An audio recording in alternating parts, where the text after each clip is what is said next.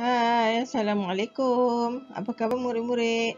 Bersama saya Cikgu Tun dalam mata pelajaran Sejarah Tahun 5. Hari ini kita ingin belajar tentang Unit 4, Kedaulatan Negara dicabar, tajuk Kesan Terhadap Pentadbiran Akibat Penjajahan. Murid-murid bolehlah rujuk pada buku teks muka surat 52. Baiklah murid-murid, mari kita lihat perubahan yang berlaku pada video ini. Apakah kesan yang berlaku pada kejadian ini? Cuba lihat. Ada benda jentik, kemudian berlaku perubahan. Dan akhirnya, adakah kejayaan? Ya, kejayaan. Jadi dalam hidup kita, setiap langkah yang kita ambil, setiap benda yang kita buat akan meninggalkan kesan, sama ada positif ataupun negatif. Seperti gambar ini. Kalau kita rajin membaca buku, rajin berusaha, maka apakah kesannya kepada diri kita? Adakah A ataupun B? Ya, kalau kita rajin membaca buku, kesannya kita akan berjaya.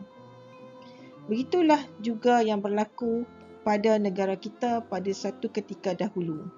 Apabila kedatangan kuasa asing ke negara kita, ia meninggalkan kesan kepada tanah air kita. Baiklah murid-murid, ingat lagi tak? Siapakah yang datang ke negara kita, yang menjajah negara kita? Ada Siam, Portugis, Belanda, British, James Brooke, Syarikat Borneo Utara British dan kembali semula British. Inilah kronologinya. Kedatangan mereka ke tanah air ini bukannya saja-saja, tetapi ada niat yang tersembunyi. Faktor-faktornya ialah disebabkan kedudukan negara kita yang strategik. Yang kedua, hasil bumi. Yang ketiga, untuk menyebarkan agama.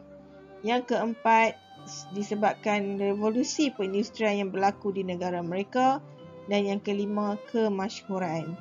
Mereka datang ke sini, ke negara kita, telah pun meninggalkan kesan dalam bidang pentadbiran dan juga sosial ekonomi.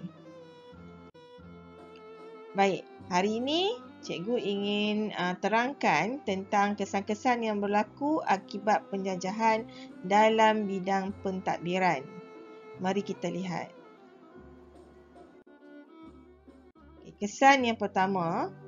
Sebelum tu cikgu nak kamu kenal pasti ya. Di sini adalah tanah Melayu.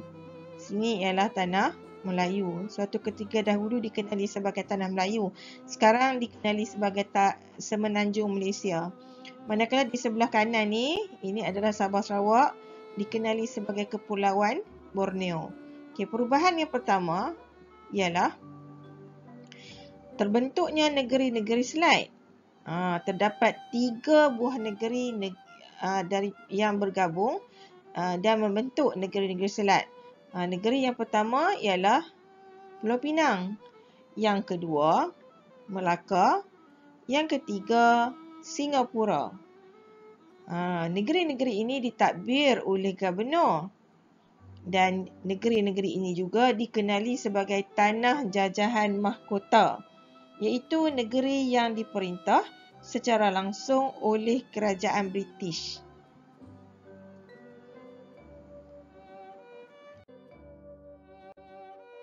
Baik, kesan pentadbiran yang kedua berlaku di Sarawak, iaitu pada tahun 1841.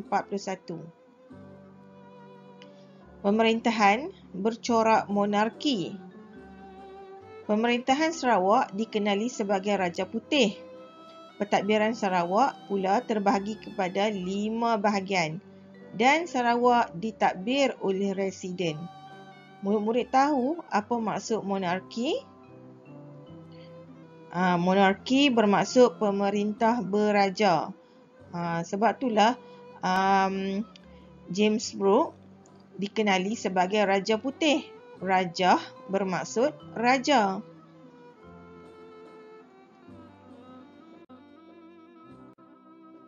Baik, kesan yang ketiga, iaitu di Sabah pada 1881. Ini negeri Sabah. Ini merupakan negeri Sabah. Okey, perubahan apa yang berlaku? Lembaga pengarah SBUB di London memberikan arahan terhadap hal ehwal pentadbiran Borneo Utara. Sabah ni ditadbir oleh Gubernur. Baik, seterusnya, perubahan yang keempat, terbentuknya negeri-negeri Melayu bersekutu. Negeri-negeri Melayu bersekutu ni ada 4 buah negeri. Pertama, Perak, Selangor, Negeri Sembilan dan Pahang. Negeri-negeri ini ditadbir oleh Presiden British. Presiden British ni menguruskan hal-hal pentadbiran negeri. Tapi Presiden British tidak boleh mencampuri hal ehwal agama Islam dan adat istiadat orang Melayu. Kerana hal ehwal agama Islam dan adat istiadat orang Melayu adalah di bawah kuasa Sultan.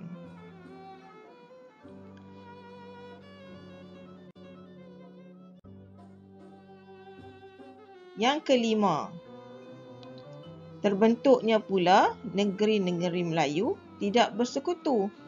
Ada 2. Yang pertama, dia berlaku pada 1904 dan yang kedua, dia berlaku pada 1914. Apakah negeri-negeri yang di bawah yang digabungkan dan menjadi negeri-negeri Melayu tidak bersekutu ini? Mari kita lihat. Yang pertama, Kedah. Yang kedua, Kelantan, Terengganu dan juga Perlis. Negeri-negeri ini terbentuk pada 1904 di mana Siam menyerahkan kepada British, lalu British menggabungkan negeri-negeri ini membentuk menjadi negeri-negeri Melayu tidak bersekutu. Kemudian pada tahun 1914, Johor juga termasuk dalam negeri-negeri Melayu tidak bersekutu. Jadi ada 5 buah negeri di bawah negeri-negeri Melayu tidak bersekutu. Okey, dan penasihat British dilantik untuk membantu pentadbiran negeri tersebut. Bukan lagi presiden, tapi penasihat British. Baik. Inilah rumusan yang boleh cikgu kongsi bersama kamu. Okey, cuba kamu lihat. Negeri-negeri selat ada 3 buah negeri. Ada 3 buah negeri iaitu Pulau Pinang, Melaka, Singapura. Cuba kamu angkat jari kamu. Ada 3 jari yang kamu angkat. Pulau Pinang, jari yang pertama Pulau Pinang, jari kedua Melaka, jari ketiga Singapura. Ingatlah petua yang cikgu nak bagi ni. Pipi muka singa. Pipi untuk Pulau Pinang, Melaka, muka untuk Melaka, singa untuk Singapura. Ingat, ada 3 jari NNS, maksud ada 3 jari NNS, negeri-negeri selat ada 3 jari, ada 3 negeri. Okey, 3 negeri ini ditadbir oleh Gubernur. Okey, dikenali sebagai jajahan mahkota, iaitu negeri yang diperintah secara langsung oleh kerajaan British. Kerana negeri-negeri ini tidak ada sultan. Sebab tu dia boleh perintah secara langsung. Okey. Yang kedua, negeri-negeri Melayu bersekutu. Negeri-negeri ini berlaku di tanah Melayu juga. Ada 4 buah negeri iaitu Pahang, Perak, Selangor, Negeri Sembilan. Negeri-negeri NNMB. Ada 4 kan? NNMB. Ada 4 huruf di sini kan? Maksud kamu angkat 4 jari. Okey, angkat 4 jari. Ingat, Pahang, Perak, Terabu, Selangor, Negeri Sembilan, tengah jalan. Okey, Pahang, Perak, Terabu, tengah jalan. Okey, petua yang itulah kamu ingat ya. Okey, ada 4 negeri. Pahang, Perak, Terabu, Selangor, tengah jalan, Negeri Sembilan. Okey, ada 4 buah negeri dan ditadbir oleh residen. Residen ni untuk menguruskan negeri. Okey, pentadbiran ni tak boleh tapi residen ni tak boleh campur hal agama Islam ataupun adat istiadat orang Melayu. Okey, yang seterusnya iaitu negeri-negeri Melayu tidak bersekutu. Ada apa? Ada berapa huruf di sini? N, M, T, B. Ada 5 huruf. N, M, T, B. Ada 5 huruf iaitu Perlis, Kedah, Kelantan, Terengganu, Johor. Ini adalah negeri-negeri yang tidak cikgu sebut. Okey, ingatlah ada 5 buah negeri. Negeri-negeri ni sebelum ni ditadbir oleh di bawah naungan Siam. Okey, tapi Siam dah bagi kepada British dan British membentuk negeri-negeri Melayu tidak bersekutu. Siapa yang tadbir? Penasihat British yang tadbir. Di mana penasihat British ni membantu pentadbiran negeri tersebut. Okey, manakala yang bawah ni adalah kesan yang berlaku di Kepulauan Borneo, iaitu di Sarawak dan juga Sabah. Sarawak ditadbir oleh residen. Residen ni dikenali sebagai Raja Putih. Raja Putih sebab Sarawak pun tidak ada sultan. Okey, ditadbir oleh James Brooke suatu ketika dahulu. Okey, pemerintahan bercorak monarki. Nampak pemerintahan beraja. Dia tak ada sultan tapi dia buat pemerintahan ni seperti beraja. Jadi pemerintahan beraja ataupun bercorak monarki. Sebab tu dipanggil Raja Putih. Raja ni bermaksud raja lah.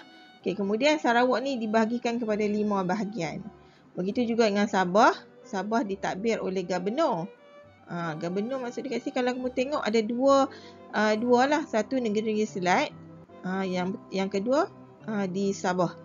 Kemudian catatan di sini, Gubernur ni lembaga pengarah SBUB di London memberikan arahan terhadap hal ehwal pentadbiran Borneo Utara. Okey, baik cikgu harap kamu faham penerangan cikgu, perkongsian cikgu untuk hari ini. Sekian, terima kasih.